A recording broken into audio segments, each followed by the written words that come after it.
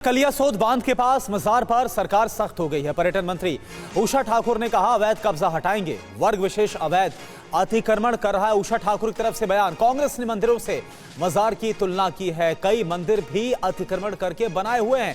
ये पीसी शर्मा का बयान। पर्यटन बोर्ड उसके लिए सतत चिंतित है और अतिक्रमण तो कहीं भी पल नहीं पाएगा।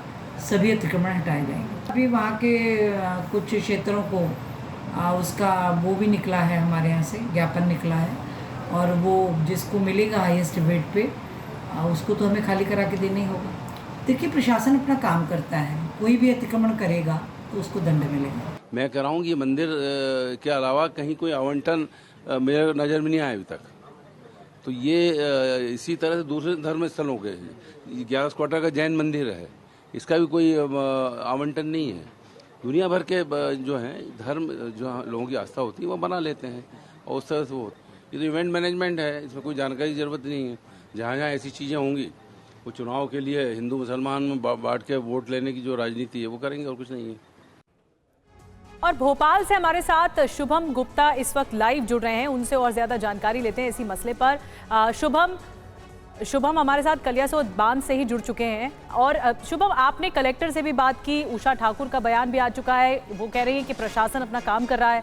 इसके अलावा कांग्रेस कई तरह के सवाल उठा रही है, लेकिन ऐसे कितनी जगहें हैं जहां पर यह अतिक्रमण है और ये मामला उजागर हुआ?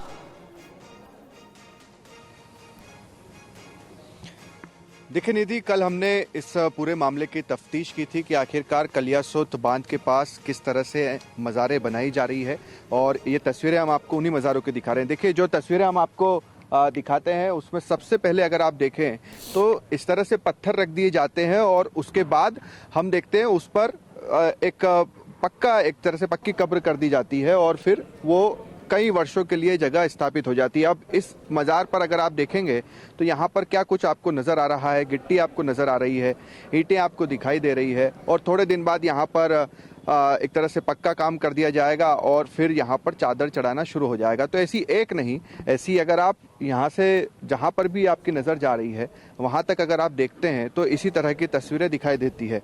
और भी आगे चलते हैं, वहाँ पर भी आपको दिखाते हैं कि कहाँ कहाँ और कुछ पत्थर रखे हुए हैं इस पूरे एरिया में, क्योंकि सबसे बड़ी बात यहाँ पर यही है कि कोई आता जाता यहाँ पर नहीं है। शुभम, ये तो पूरा प्रोसेस आपने दिखाया कि कैसे एक के बाद एक कई मज़ार यहाँ बनाए जा रहे हैं, लेकिन क्या ये पता चल रहा है कि ये कौन लोग हैं, किसकी परमिशन से बना रहे हैं? क्या ये कोई ऐसी जगह है जहां पे आप कोई मज़ार या कोई कब्र बना सकते हैं, किसी को दफना सकते हैं? कुछ भी पता चल पा रहा है कि ये लोकल लोग हैं, बाहर के लोग हैं, कौन लोग हैं? देखिए, इसे लेकर कल हमने मंत्री विश्वास सारंग से भी सवाल किया था। उन्होंने कहा था कि इस पूरे मामले की हम जांच करवाएंगे। आज अभी कुछ देर पहले हमने भोपाल के कलेक्टर आशीष सिंह से भी बातचीत की। उन्होंने कहा कि उन्होंने जांच कमेटी इसे लेकर बना दी है और वो अपनी जांच पड़ताल कर रही है।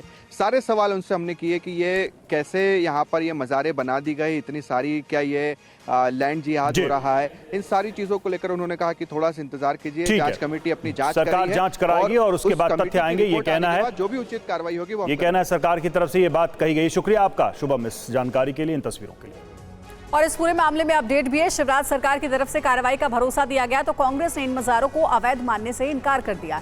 इसे सरकारी नहीं बल्कि नवाबों की जमीन करार दिया गया। यदि अवैध मज़ारें हैं तो वो बिल्कुल भी नहीं रहेंगी, उनके खिलाफ कार्रवाई होगी। कुछ लोग जो भूमाफिया हैं वो ज़मीनों की हेराफेरी करने के लिए इस तरह से अवैध मज़ार बनाए हैं।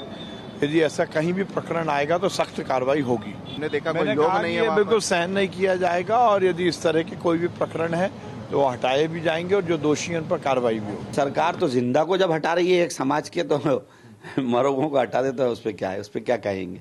क्योंकि ये तो हटाने पे आमादा है ना, नफरत फैलाने, तोड़ने, बर्बाद करने, इसी पर आमादा है, इनका काम है, तो यही कहते रहते हैं। पानी सूखता आपने देखा होगा, तालाब के बीचों बीच कई कब्रें निकाली जाती हैं, 2-3 निकलती हैं, तो अब आप उनको भी हटाने चले जाए। जब पानी सूखे तो फिर विश्वास सारंग को वहाँ भी चले जाना चाहिए।